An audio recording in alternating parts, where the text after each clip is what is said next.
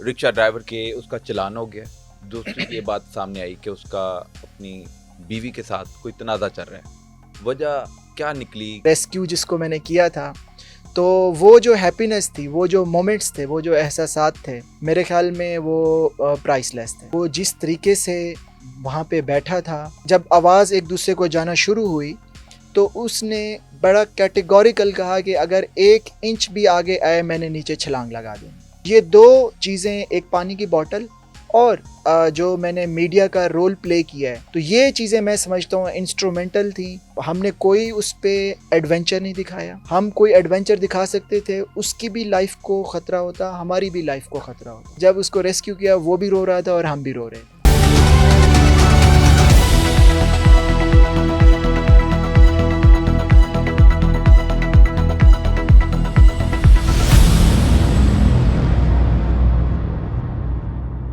मेरे साथ मौजूद हैं एसपी इन्वेस्टिगेशन डॉक्टर अयाज। इनका रिक्शा ड्राइवर की जान बचाने में बहुत बड़ा किरदार था।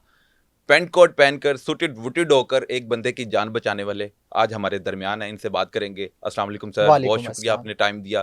Thank you. रिक्शा ड्राइवर खंबे पर चढ़ गया, हाई वोल्टेज की तारें। मैं बात ये करना चाह रहा हूँ कि 2 बातें सामने आई कि उसका चालान हो गया। दूसरी ये बात सामने आई कि उसका अपनी बीवी के साथ कोई तनाज़ा चल रहा है। वजह क्या निकली कि आखिर वो क्यों खुदकुशी के इरादे से हाई वोल्टेज की तारों पे चढ़ गया? जी बिल्कुल, जब इसको रेस्क्यू कर लिया गया और इसको इनिशियली इंटरोगेट किया, तो उसने सरेदस्त यही बताया कि उसकी बेगम के साथ घरेलू झगड़ा हुआ। उसके घर घर में कोई खर्चे की बात पे और भी कुछ घरेलू मसाइल थे। बीवी के साथ झगड़ा हुआ और वो इस एक्सट्रीम स्टेप पे आमादा हो गया। इसमें मैं ये भी बात बताता चलूँ कि जो ही इसकी आइडेंटिफ़िकेशन हुई, तो हमने उसकी बेगम को ऑन स्पॉट बुला लिया था और इसके 2 बेटे थे। तो उनको भी हमने ऑन स्पॉट बुला लिया था ताकि नेगोशिएशन में उनको भी हम इस्तेमाल करें और हम एक सक्सेसफुल जो रेस्क्यू ऑपरेशन है उस। आप बता रहे हैं कि पहले शिनाख्त हुई उस बंदे की और फिर उसके फैमिली के साथ राब्ता किया गया। उसका नंबर हासिल करने के बाद उसकी जब बीवी को कॉल की गई, जो कि नाराज़ है अपने शौहर से और शौहर खुदकुशी करने जा रहा है, तो आपने जब उसको बताया तो फौरी रिस्पॉन्ड उसने किया या रेजिस्ट किया कि नहीं मैं नहीं आऊँगी? जी बिल्कुल, जब मैंने इस सारे रेस्क्यू ऑपरेशन को टेक अप किया, ये फाइनल स्टेज थी और उस वक़्त उसकी बीवी भी मौजूद थी, बच्चे भी मौजूद थे, वहाँ पे क्राउड भी मौजूद था। वहाँ पे तो सिर्फ़ और सिर्फ़ एक ही एजेंडा था, एक ही चैलेंज था, to save the life of that man. और उसकी बीवी बिल्कुल वहाँ पे दुआएँ कर रही थी, उसके बच्चे परेशान थे। ज़ाहिर-सी बात है, लड़ाई झगड़े में वक़्ती तौर पे इंसान एक-दूसरे से गुस्सा कर लेता है। लेकिन इसका मतलब ये तो हरगिज़ नहीं है कि आप इंसान जो है वो अपनी जान को एट स्टेक लगा दें। तो उसकी फ़ैमिली मुकम्मल उसके साथ थी। उसकी जान भी जा सकती थी। वो खुदकुशी करने के इरादे से ऊपर गया। आप लोगों ने उसको रेस्क्यू किया, लेकिन इससे पहले आपको कॉल आती है तो कैसे रिस्पॉन्ड करते हैं? एक्चुअली मैं शॉर्ट लीव पे था और आउट ऑफ सिटी एक मेरी कमिटमेंट थी, पर्सनल कमिटमेंट। तो मैं तैयार हो के जो ही लाहौर का आखिरी पॉइंट है ठोकर नियाज़ बेग, वहाँ पे पहुँचा, तो मुझे डीआईजी ऑपरेशन फैसल कामरान साहब, जो उस वक़्त इस्लामाबाद में थे, उनकी कॉल आई कि आप इमीडिएटली उस पॉइंट पे पहुँचें और ये जो रिक्शा ड्राइवर इतनी हाइट पे है और हाई टेंशन वायर्स हैं वहाँ पे, तो जाके इस रेस्क्यू ऑपरेशन को आप खुद सुपरवाइज़ करें और कमांड करें। तो अगरचे मैं छुट्टी पे था, लेकिन that was the call of the duty और मैंने यू टर्न लिया वहाँ से और within 20 minutes I was at the spot. यहाँ पे एक चीज़ मैं बता दूँ कि सबसे पहले उसकी जो इलेक्ट्रिसिटी थी, वो डिस्कनेक्ट करा दी गई थी। इसमें वापडा का बड़ा रोल था। वहाँ पे पुलिस मौजूद थी। कोई 3-4,000 पब्लिक का क्राउड वहाँ पे मौजूद था और जो गवर्नमेंट के, क्योंकि लाहौर का ये सेंटर है मॉडल टाउन, जो गवर्नमेंट के तमाम डिपार्टमेंट्स थे, वो सारे के सारे वहाँ पे मौजूद थे। तो इन द वे मैं सोच रहा था, मेरे पास क्योंकि फुटेजेस आ रहे थे, तो मैंने प्लानिंग स्टार्ट कर दी थी। मेरे पास 2-3 ऑप्शन थे। मेरे पास हेलीकॉप्टर का भी ऑप्शन था क्योंकि लाहौर में जो है we can arrange easily timely helicopter for rescue operation, but वहाँ पे हाई टेंशन वायर्स थी, तो वो जिस तरीके से वहाँ पे बैठा था। नहीं, कॉल जब आपको आती है जी डीआईजी ऑपरेशंस की तरफ से, तो एसपी मोल्टन ऑपरेशन वहाँ पर नहीं थे, फिर आपको मौके पर पहुंचना पड़ा? जी बिल्कुल, इस डिवीजन में एक ऑपरेशन के एसपी होते हैं और एक इन्वेस्टिगेशन के एसपी होते हैं। एसपी ऑपरेशन जो थे वो एक ऑफिशियल टास्क पे आउट ऑफ लाहौर थे, तो डिवीजन में जो सीनियर मोस्ट ऑफिसर था वो मैं ही था। तो हम जो लुक आफ्टर चार्ज जिसको कहते हैं, मेरे पास लुक आफ्टर चार्ज उन्होंने मुझे दिया और उन्होंने मुझे कॉल की कि आप इमीडिएटली अपनी छुट्टी ऑफ करें और इमीडिएटली पॉइंट पे पहुँचे और इस सारे रेस्क्यू ऑपरेशन को आप टेकअप करें। आप जहाँ जा रहे थे उन्हें क्या बताया कि मैं क्यों नहीं आ पा रहा और मैं कहाँ जा रहा हूँ? तो वो आपके एहसासात क्या थे कि आपने आगे शादी पर भी जाना है और एक आपको जिम्मेदारी ड्यूटी आ गई कि एक बंदे की जान भी बचानी है, तो आपने प्रेफर जान बचाई एक जी। शहरी की। लेकिन आपके एहसासात क्या थे उस मौके पर? जी, बड़ा दिलचस्प क्वेश्चन है। उस वक़्त सरे-दस्त तो मैंने उन्हें कुछ नहीं बताया, उनकी कॉल्स वग़ैरह आ रही थी, बट उनको जब मैंने अल्हम्दुलिल्लाह कोई सवा 9 बजे के करीब रात को सक्सेसफुल ये जो मैंने रेस्क्यू ऑपरेशन किया है, with collaboration with other departments, तो मैंने उन्हें वो एक सेल्फ़ी भेजी है रेस्क्यू जिसको मैंने किया था। तो वो जो हैप्पीनेस थी, वो जो मोमेंट्स थे, वो जो एहसासात थे, मेरे ख़्याल में वो प्राइसलेस थे। तो वो फिर मैंने उनको सारी स्टोरी नरेट की और वो सारे खुश हुए और उन्होंने एप्रिशिएट किया और उन्होंने मेरी जो अपोलोजाइज़ थी, उनको एक्सेप्ट किया और उन्होंने कहा कि आपने ये वाला जो काम किया, ये बिल्कुल ठीक किया। सर 5 घंटे आपके उस रिक्शा ड्राइवर के साथ डायलॉग जी, होते रहे, मुज़ाकरात चलते रहे, तो आपने बात तो 2 मिनट में ख़त्म कर दी। जी। कहानी इसके पीछे थी क्या? हुँ, किस तरह वहाँ पर आप खड़े रहे? किस तरह आपने उसको कन्विंस किया? हुँ, फिर आप एक मीडिया पर्सन बनकर हुँ, उसके साथ मुज़ाकरात हुँ, करने गए। ये कहानी क्या थी, ये बिल्कुल। बताएँ? जी, बिल्कुल, जैसे मैंने आपको कहा कि जो मैंने टेक ओवर किया ये जो रेस्क्यू ऑपरेशन था, ये फाइनल स्टेज थी। अराउंड 7 ओ क्लॉक था टाइम और सबसे पहले हमें ट्रेनिंग में भी सिखाया जाता है, पुलिस ट्रेनिंग में इस तरह के जो रेस्क्यू ऑपरेशन होते हैं, जो की पॉइंट है दैट इज़ नेगोशिएशन। उसका हम ट्रस्ट डेवलप करें और उसको हम इंश्योर करें उसके जो डिमांड्स हैं उसको एक्टिवली लिसन करें, उसको सुनें, उसको ताकि एहसास हो, वो एक साइकोलॉजिकल ट्रॉमा में होता है, उसकी माइंड को रीड करें, उसकी साइकोलॉजी को रीड करें, फिर आप कोई एक्शन लें। तो जब मैं वहाँ पे पहुँचा, एक क्रेन रेस्क्यू 1122 की मंगवाई गई थी। फर्स्ट जो रेस्क्यू के एहलकार थे वहाँ पे, वो उन्होंने अप्रोच किया, तो 20 फीट के फासले से उसने जब आवाज़ एक दूसरे को जाना शुरू हुई, तो उसने बड़ा कैटेगोरिकल कहा कि अगर 1 इंच भी आगे आए मैंने नीचे छलांग लगा देनी। तो हाइट जो थी ऑलमोस्ट 300 फीट की हाइट थी, तो उसकी जो डेथ थी वो सर्टेन थी। उसको खुद आप अंदाज़ा लगाएँ वो किसी सेफ्टी मेजर्स के साथ नहीं बैठा था और इतनी हाइट पे और हाई टेंशन वायर्स थी, तो कुछ भी हो सकता था और इतनी हाइट पे आप अंदाज़ा लगा सकते हैं कि हवा का दबाव भी होता है, थोड़े से वहाँ पे हचकोले भी आते हैं। तो एक दफ़ा रेस्क्यू ऑपरेशन की जो टीम थी, उन्होंने अटेम्प्ट की, फिर एक उसके साथ कम्युनिकेशन हुई ब्रीफ सी, उसने कहा है कि मैं अपना बयान रिकॉर्ड करवाना चाहता हूँ।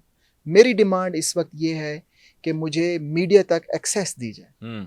तो ये वाली डिमांड लेके जो फर्स्ट रेस्क्यू टीम गई थी, वो वापस आती है, ऑन ग्राउंड आती है, फिर मशवरा होता है, तब मैं पहुँच गया था। तो मैंने फ़ैसला किया क्योंकि मैं समझता हूँ ये मेरे लिए अपॉर्च्युनिटी थी, I was not in uniform और मैं सीवीज़ में था, तो मेरे माइंड में उसी वक़्त एक ख़याल आया, एक आइडिया आया कि मैं ही क्यों ना एक मीडिया पर्सन बन के चला जाऊँ। तो मैंने खुद वहाँ पे मीडिया के जो लोग मौजूद थे, मैंने उनके माइक लिए और खुद मीडिया पर्सन बन के मैं उस रेस्क्यू टीम में, वो जो क्रेन के ऊपर बैठे थे, मैं उसके साथ सवार हो गया। तो वंस अगेन हम करीब गए। यहाँ पे एक और इम्पॉर्टेंट बात मैं बताता चलूँ, मेरे ज़हन में एक चीज़ आई कि उसकी सिम्पैथी हासिल करने के लिए उसका ट्रस्ट और कॉन्फिडेंस हासिल करने के लिए मैंने साथ पानी की बोतल भी ले ली, ताकि हम उसको पानी की बोतल हम उसके करीब भी हो जाएंगे और उसका हम ट्रस्ट और कॉन्फिडेंस भी गेन कर लेंगे।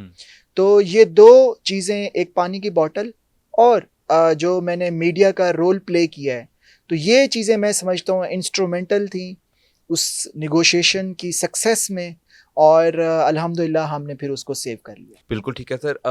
इस दौरान सर लाहौर पूरा जैम हो चुका था, ट्रैफिक जैम जी थी, मीडिया पर्सन भी वहाँ पर कर रहे थे कवरेज अपनी। आप एक बंदे की जान बचाने के लिए वहाँ पर जी नफरी के साथ मौजूद थे। बिल्कुल, इसमें ट्रैफिक पुलिस को बहुत क्रेडिट जाता है। उन्होंने ना सिर्फ टाइमली क्रेन को पॉइंट पे पहुंचाया, क्रेन बहुत बड़ी लेंथ होती है, उसको मैनेज करना और ट्रैफिक उसके लिए मैनेज करना बड़ा डिफ़िकल्ट होता है, बल्कि उन्होंने जो ट्रैफिक का फ्लो था वो भी बड़ी कोशिश की है। डीआईजी जो ट्रैफिक हैं सीटीओ साहब, वो मौके पे मौजूद थे, पूरा ट्रैफिक पुलिस वहाँ पे मौजूद थी, बहुत अच्छा काम किया उन्होंने, ट्रैफिक अपनी पूरी जान लगा दी है। दूसरा, देखें, जब एक साइड पे एक इंसानी जान हो और दूसरी साइड पे इस तरह की इनकन्वीनियंसेस हों जो जिनका आपने जिक्र किया, तो बहैसियत इंसान, हम सब इंसान है, एट द फर्स्ट प्लेस हम सब इंसान हैं, तो आपने किसको चूज़ करना है? डेफिनेटली एक इंसानी जान को। बिल्कुल ठीक है। तो वही डिसीजन लिया हमने। अवाम के लिए वाकई में एक बड़ी परेशानी का बायस था, 4-5 घंटे वहाँ पे हॉस्पिटल्स हैं, उनकी पावर सप्लाई का इशू था, वहाँ पे रेजिडेंशियल पूरा मॉडल टाउन है, वहाँ पे पावर सप्लाई का इशू था, ट्रैफिक के इश्यूज थे, ये इनकन्वीनियंसेस आई हैं। लेकिन अल्हम्दुलिल्लाह लाहौर के तमाम जो गवर्नमेंट के डिपार्टमेंट्स थे एक अच्छी कोऑर्डिनेशन के साथ चले हैं, और एट द एंड ये है कि हमने एक जान, इंसानी जान बचा ली है। मेरे ख्याल में ये कोई घाटे का सौदा नहीं है।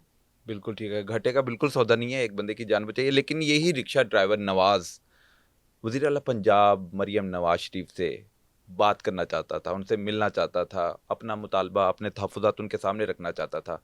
तो फिर किस तरह मामले को आपने देखा? जी बिल्कुल, यहाँ पे ये भी निगोशिएशन में एस्पेक्ट आया। दो चीज़ें हैं, एक उस नवाज़ का मीडिया पे ट्रस्ट, उसकी डिमांड थी कि मीडिया बुलाया जाए। तो ये मीडिया को क्रेडिट जाता है कि हमारे मुल्क में अल्हम्दुलिल्लाह जो मीडिया है वो आज़ाद है, कि उसको ये उम्मीद थी कि मीडिया के तवस्सुत से मेरा पैगाम पहुंच जाएगा, नंबर 1। नंबर 2, एक चीज़ जो मैंने बड़ा क्लियरली ऑब्ज़र्व किया वहाँ पे, उनमें एक ये रे ऑफ होप थी कि हमारी जो गवर्नमेंट है वो डिलीवर कर सकती है। अगर वो चेहरा मेरे सामने आ जाए तो मैं सब कुछ करने को तैयार हूँ। तो ये मैंने बड़ा अपनी आँखों से ऑब्ज़र्व किया कि हमारे अवाम जो हैं वो अपने सियासी हुक्मरानों के साथ जुड़े हुए हैं, हैंड इन ग्लव्स हैं, जो कि एक बहुत अच्छी बात है। बिल्कुल ठीक है। तो सरे-दस्त वहाँ पे मेरी एक वज़ीर थे, सीएम से मुलाकात नहीं हुई, वो आउट ऑफ फ़ोन पे बात कंट्री नहीं थी, करवाई? वो आउट जी, ऑफ बिल्कुल। कंट्री थी। फिर जो इमीडिएटली मेरे, क्योंकि वहाँ पे टाइम भी शॉर्टेज था, तो इमीडिएटली हमने कोई रिस्पॉन्स देना था। उसको कोई ऐसी पॉलिटिकल फिगर दिखानी थी उसको, ताकि होप आए और वो जो है हमारे साथ नेगोशिएशन में उसको ट्रस्ट बिल्ड हो। उन्होंने क्या बात की कि आपके जो मुतालबात हैं, जायज़ मुतालबात, वो जी, माने जाएँगे, जी, पूरे किए जाएँगे? जी ख्वाजा बिल्कुल। सलमान रफ़ीक ने ये कहा। जी बिल्कुल, उनके जो जायज़ मुतालबात की जिस तरह से उनके जो मामलात थे, जो बातचीत करनी थी, घरेलू मसाइल थे, लड़ाई झगड़े के इश्यूज़ थे, इस तरह के जो घरेलू मसाइल। मसाइल तो मियाँ बीवी ने जी खुद ही हल बिल्कुल, करने हैं। जी बिल्कुल। उनको जो इखराजात का जी मसाइल बिल्कुल, थे, वो कोई माली नौकरी, इमदाद के माली हवाले से, इमदाद या एग्ज़ैक्टली, नौकरी देने का जो वादा किया, एग्ज़ैक्टली। वो पूरा होगा अब? जी बिल्कुल, ख्वाजा साहब ने इस चीज़ का नोटिस लिया है। आज सुबह मेरी बात हुई है, उन्होंने कहा है कि इनकी एप्लीकेशन एक जो है वो मेरे ऑफ़िस मूव कर दें, ताकि हम इसको सीरियसली देखें और जितनी भी इसकी माली इमदाद हो सकती है हम उसके लिए तैयार हैं। बिल्कुल ठीक है। आपने जब उस तक रसाई हासिल कर ली, तो जो वो मीडिया पर बात लाना चाहता था, जी। जो स्टेटमेंट थी, वो स्टेटमेंट क्या थी? जी बिल्कुल, वहाँ पे बड़ी ही इंटेंस किस्म की नेगोशिएशंस हुई। उसमें मैं समझता हूँ जज़्बात एकदम से मेरी तरफ से भी जज़्बात ऊपर गए, उसकी तरफ से भी जज्बात ऊपर गए। वहाँ पे मैं एग्जैक्ट बताऊँ, जो मेरे साथ टीम में मौजूद थे रेस्क्यू 1122 के, उनका नाम नईम है और एक मशीन ऑपरेटर था वहाँ पे, उसका नाम उमर था। वो 2 बंदे थे, मैं था, एक हमने dummy sort of camera man लिया हुआ था। तो वहाँ पे जाके मैंने सबसे पहले उसे ये बताया कि आपकी आवाज़ पूरा पाकिस्तान सुन रहा है, पूरा लाहौर सुन रहा है, आपकी क्या डिमांड्स हैं। तो उसने सबसे पहले अपने हालात के बारे में बताना शुरू किया। तो एक तो ये था कि मैं सारे सिर्फ उसकी बात सुनता, फिर मैंने उस कम्युनिकेशन को ख़ुद कंट्रोल किया। मैंने उससे फिर कुछ ऐसे सवाल किए, मिसाल के तौर पे अगर मैं उसको ये जाके कह देता कि जी आपकी सरकारी नौकरी लग चुकी है, तो उसको यकीन ही ना आता। तो फिर मैंने ऐसे सवाल किए कि आपकी उम्र कितनी है, आपका कद कितना है, आपकी तालीम कितनी है, अगर हम सरकारी नौकरी दें तो आप करेंगे। फिर वहाँ पे मैंने उसका मुतालबा था कि मैं नौकरी करना चाहता हूँ सरकारी, ताकि मेरे घर के अखराजात पूरे हो सके। एग्जैक्टली। तो फिर फिर मेरे जहन में एक आइडिया आया सरे दस्त कि रेस्क्यू 1122 की ग्रीन यूनिफॉर्म थी। फिर मैंने उसको ये कन्विंस किया, ये जो ग्रीन यूनिफॉर्म है ये पाकिस्तान की निशानी है। उन्हीं निगोशिएशन के दौरान हमने पाकिस्तान जिंदाबाद के नारे भी लगाए। उस ग्रीन यूनिफॉर्म को मैंने टच करके, उसको मुखातिब करके कि देखें हम आपकी जान बचाने के लिए आए हैं, ये पाकिस्तानी हैं, ये पाकिस्तान के हीरो हैं, ये अपनी शहादतें देते हैं। तो इस चीज़ को मैंने उसका जो इमोशनल जो चीज़ थी वो मैंने गेन की, और वो भी पाकिस्तान जिंदाबाद के नारे लगाना शुरू हो गया। तो इसी तरह फिर हमने आगे डायलॉग्स का जो सिलसिला था हमने उसको आगे बढ़ाया। उसमें फर्दर जो चीज़ आई, हमने उसको ये कहा, जो रेस्क्यू का ऑफिसर वहाँ पे मौजूद था, हमने उससे गारंटी ली कि अगर ये नीचे उतर आता है तो क्या इसको रेस्क्यू 1122 में इसको जॉब देंगे, अगर ये भी रेस्क्यू वाला बनना शुरू, मतलब उसकी कॉन्सेंट देता है। तो द पॉइंट इज़ कि हम सारा उसकी साइकी के साथ प्ले कर रहे थे। तो सिमिलरली उससे फिर उसी की जान बचाने the purpose was to save that precious life.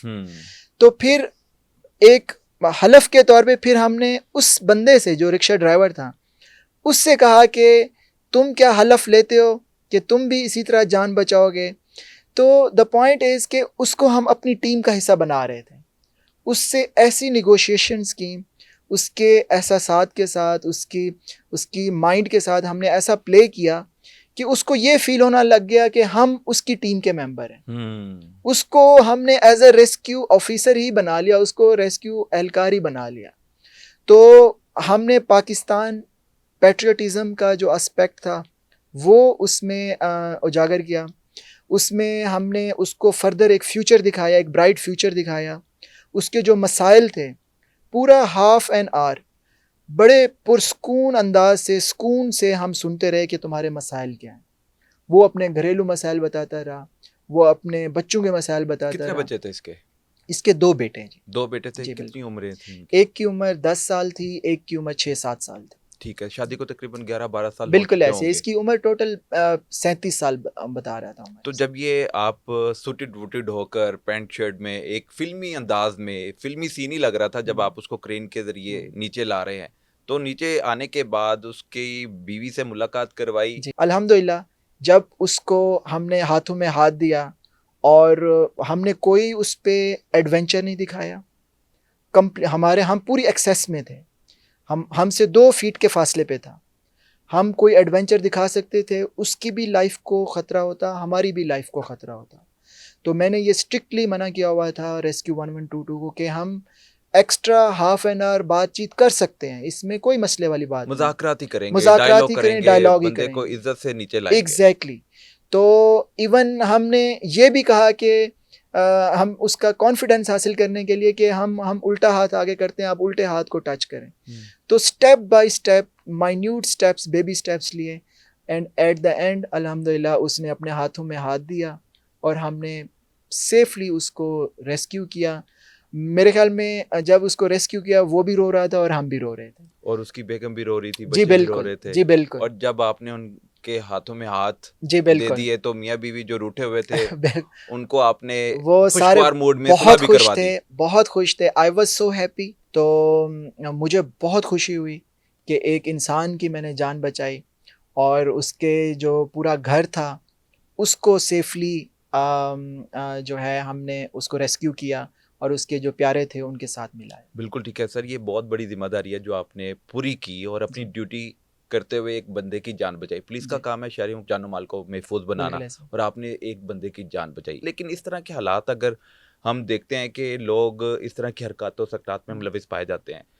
घरेलू हालात से दिल बर्दाश्त बिल्कुल, होकर या कोई खुदकुशी कर बिल्कुल लेता है, ऐसे ही है। कोई ड्रामा कर लेता हुँ, है, तो लेकिन इस दौरान वो अपनी फैमिली के बारे में नहीं सोच पा रहा बिल्कुल होता। ऐसे ही तो है। किस तरह कंट्रोल करना चाहिए हुँ, इस तरह हुँ, के हालात को? हुँ, एक बंदा अगर इरादा कर लेता है हुँ। तो किस तरह उसको बचाया जा सकता है? बहुत अच्छा क्वेश्चन किया है। इंसान के अगर साइकोलॉजी को एनालिसिस करें 2 चीज़ें होती हैं। एक को मायूसी कहते हैं और एक को उम्मीद कहते हैं। हम बहैसियत मुसलमान, मेरा आपके मीडिया के तवज्जुह से पूरे पाकिस्तानी अवाम के लिए मैसेज है कि बहैसियत मुसलमान, ये कुरान में है कि मायूसी कुफ़्र है। ये अल्लाह अपने बंदे को कहता है कि किसी सूरत भी मायूस नहीं होना, अल्लाह की रहमत से कभी भी मायूस ना हो। तो दूसरा क्या है एस्पेक्ट? उम्मीद है।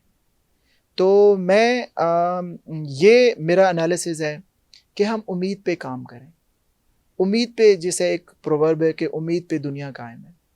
तो अल्लाह की रहमत से कभी मायूस ना हों, उम्मीद पे कायम हों और जितने भी सख्त से सख्त हालात हों, इंसान की ज़िंदगी में नशेब व फराज आते रहते आते हैं, रहते हैं। लेकिन ये उम्मीद है जिसका हमें दामन नहीं छोड़ना चाहिए। हर बंदा जो भी जॉबलेस है, वो खंबे पे चढ़कर इस तरह का तमाशा करे और उसको फिर नौकरी भी मिल जाए, सब मुतालबात भी पूरे हो जाएँ। लड़ाई घर की है, घर पे हल होनी चाहिए। पूरे लाहौर शहर को बंद कर देना, सारी तवज्जो अपनी तरफ ले लेना, तो ऐसी सूरत में ये अपनी जान भी गँवा सकता था। इक़दाम खुदकशी का आपने पर्चा दर्ज किया इस पे? किसी सूरत भी ये जस्टिफाइड नहीं है ये चीज़ें सारी। मेरे दस्त उस वक़्त मेरे सामने जो एक चैलेंज था, वो ये नहीं था कि इसको मैं कोई अरेस्ट करके इस पे पर्चा दर्ज करूँ। मेरे सामने चैलेंज था एक इंसानी जान जो 300 फुट के हाइट पे बैठी है और एक हाई टेंशन वायर्स हैं वहाँ पे और अनसेफ वो बैठा है और किसी वक़्त भी वो नीचे गिर सकता है और उसकी सेकंड्स में जान जा सकती है। मेरे सामने ये चैलेंज था। अल्हम्दुलिल्लाह with collaboration of all government departments उसको हमने सक्सेसफुल बनाया और उस इंसानी जान को हमने बचाया। इन्होंने बड़ी बहादुरी के साथ, दलेरी के साथ और सबसे बड़ी बात पेशेंस के साथ उसके साथ मुकालमा किया और इस मामले को बड़े अच्छे अंदाज से सुलझाया। अब तक के लिए इतना ही। अल्लाह हाफ़िज़।